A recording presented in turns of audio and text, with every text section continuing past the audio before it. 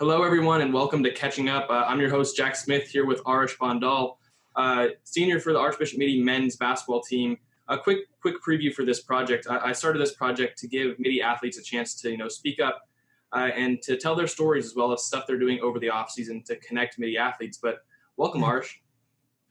Hey, Jack. Thank you for having me. Of course, man. So early in your high school career, I know you broke your ankle. How initially did you respond to breaking your ankle? I would say I was pretty devastated, to say the least.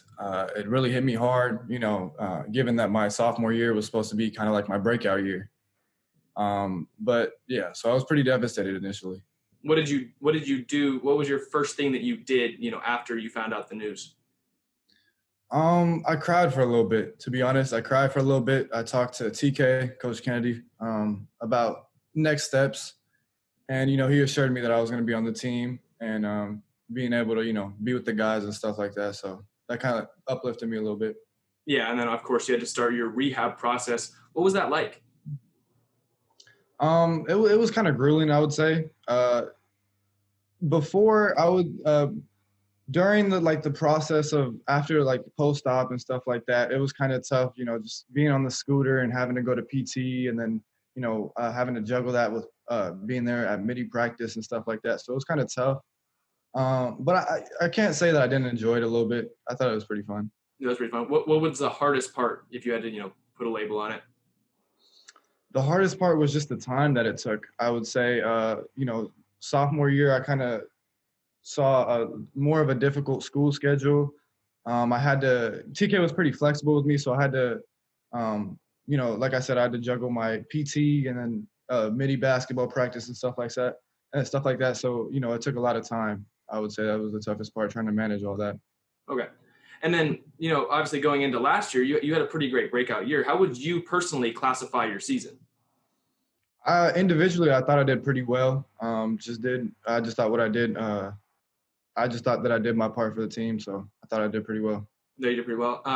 And then, what would you say was the turning point? Because I think earlier in the season, you weren't getting as much time as you may have wanted, and putting up the production you kind of wanted to. What would you say was the turning point in that whole season? I think the turning point was when we lost to Bellarmine at home.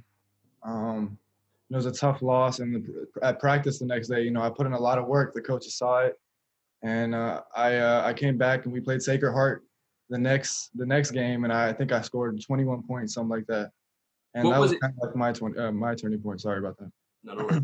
What was it inside of you that drove you after that loss? Is that something that you've done after a lot of losses? Is that something just wired inside of you? I would say so. It's tough seeing your guy lose like that, but also that you feel like you could have done something, but you couldn't have. But you were tied to the bench, and you weren't able to do what you could have. So it was more like that. Mm-hmm. So seeing the team from the sideline kind of drove you a little bit. Okay, and so then obviously after that great breakout year, teams started to recognize it, college teams too. And then after all the work you put into your rehab and you like you said, the grueling work. How did it feel? What was the feeling like when you received your first offer from a college? It's hard to describe. It almost felt like, everything that I had done so far had paid off. I would definitely say for a brief period after I got injured, I was seriously thinking about quitting. And because of that, I feel like, after all I've been through, it just felt, it just felt amazing. What stopped you from quitting? I think a lot of it had to do with TK. TK, after my operation, came to my house, and he kind of gave me the rundown about what was going to happen and what our next steps were going to be. But he also gave me a book, and it was called "The Obstacle Is the Way" by Ryan Holiday. And the book basically it was about Stoic philosophy and how perception was everything, and how you perceive an obstacle. How you perceive an obstacle is going to determine whether or not you're going to be able to surpass it. And, that was everything for me.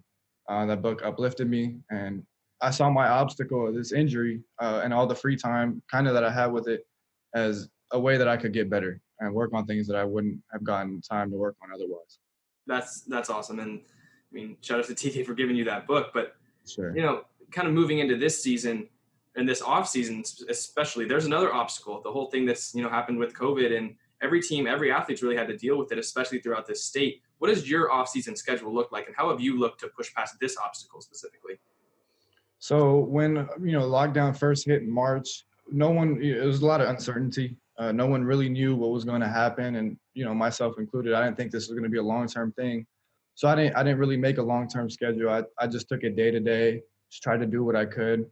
But when I started noticing that things weren't going to get better, I sat down and I tried to make a schedule. So I tried to get in basketball skills workouts at least five times a week, and then strength workouts / plyometrics at least 3 times a week. So that was kind of like my general schedule over the off season. I feel like a lot of people maybe don't understand what plyometrics entails. What does that look like for you? What is your routine?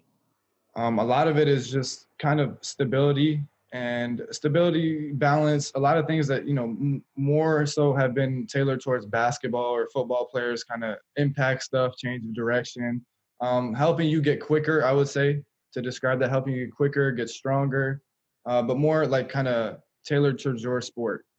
Okay. And then which facets of the game is specifically, like you just talked about quickness, what other facets are you looking to improve going into this next season? One of them, I think one of the most important that I've been looking to improve is my perimeter defense. I think a lot of times if you have a big man that, can defend the perimeter and defend those guards, it takes a lot of stress off the rest of the team for defensively. Yeah, I think that makes a lot of sense. And then, talking about that, taking the stress off, what are some specific goals you have for this season? Obviously going into your senior season, kind of your last prove it year. What are your goals? What makes it a successful season for you?